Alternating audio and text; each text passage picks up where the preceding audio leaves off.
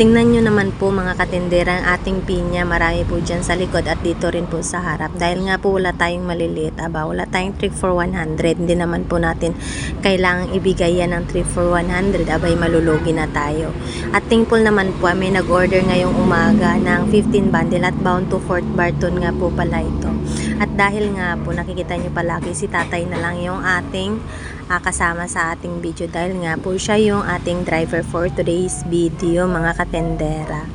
At habang nga po kami ay nagtitimbang dyan, ayun, inasikaso na po namin yan nang sa ganun ay matapos na kaagad. At dahil nga kulang na dito sa likod, ayun, kumuha na po si tatay dyan sa harap ng ititimbang namin na isang bandel.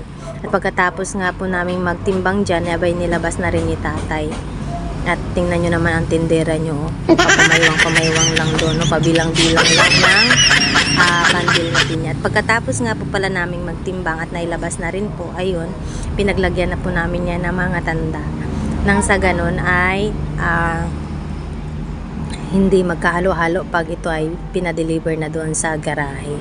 At pagkatapos na nga po pala ni tatay na ilagay yan dyan, ang mga pinya, ayun, nagbiyahe na rin nga po pala siya sa garahe.